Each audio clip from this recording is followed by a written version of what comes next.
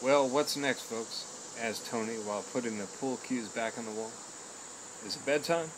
Or do you guys want to go someplace else? Let's take a walk, Phyllis offered with an endorsement from Carol. A walk it is. Carol and Phyllis stepped out first and took a left up Roy. They paused at the corner, but then continued up past the school and Phyllis's car to Bourbon. At Bourbon, they turned left again and pointed us toward the thick people, lights. Tony stepped up and Phyllis dropped back a bit. Paired off, we walked as couples. The crowd steadily thickened as we approached the center of the court.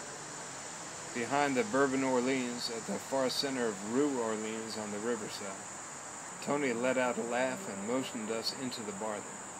Johnny White's. Oh, Tony, Carol said, shaking her head. Must we? Nice choice, Tony, offered Phyllis. Hey, Mike, you'll want to see this. See what? Mardi Gras festivities. And not a sideshow either, but the main attraction at Johnny White's. A bar that gives you precious few other choices but to sit up close and give the dangerous boob tube your full attention. As it were, there were no empty stools and not much standing room only, so after an eye-opening minute or two, we moved on. Out on Bourbon Street, rejoined with Phyllis and Carol, the pedestrian traffic was busy and unbalanced. Further down the gauntlet, we could see it only got worse. Carol didn't want to walk that way, so we hesitated on the sidewalk for a quick team meeting. She turned and headed us down Orleans toward the cathedral. Tony caught up to her and Phyllis dropped back again to pair off. Halfway to Royal, Tony walked into the middle of the street and raised his arms up over his head. Touchdown! What's he doing? Tony, honey, what are you doing?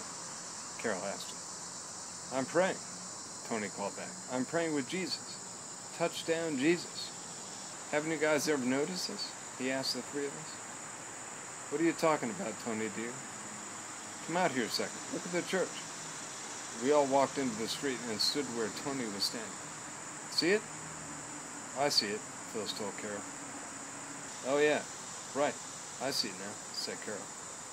Then she stepped back into the sidewalk in front of the coffee and tea exchange. Tony laughed, said praise the Lord, and brought his arms down. Surprising no one, Jesus kept his up. In the courtyard behind the cathedral, there is a small human-scale statue of Jesus, centered in the yard and facing Orleans. In front of it is a powerful spotlight, angled up from the ground toward his torso.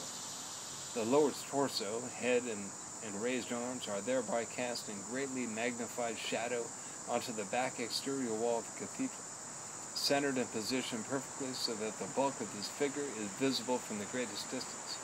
The very special effect is visible from Burgundy Street, 3 blocks away.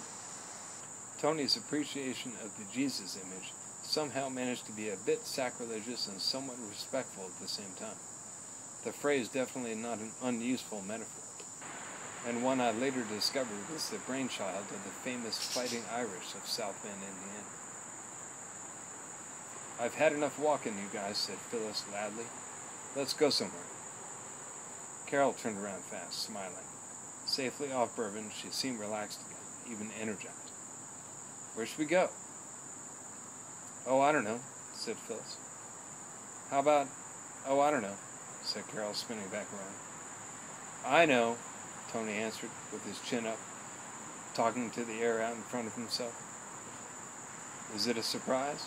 Asked Carol, clutching his arm, which was bent at the elbow, his hand on his stomach. Yeah, it's a surprise. Take us somewhere good, Tony, Phyllis called up ahead. Follow me, Tony answered confidently. He picked up his pace a bit, and we followed his lead to the left when we hit Roy. I looked at my watch then, and it was 1:15 in the morning.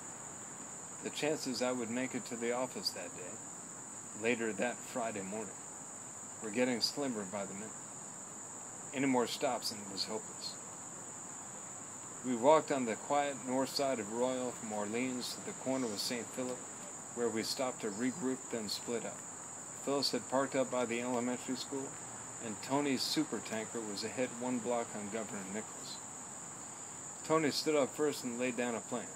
He and Carol would go ahead to fetch his car.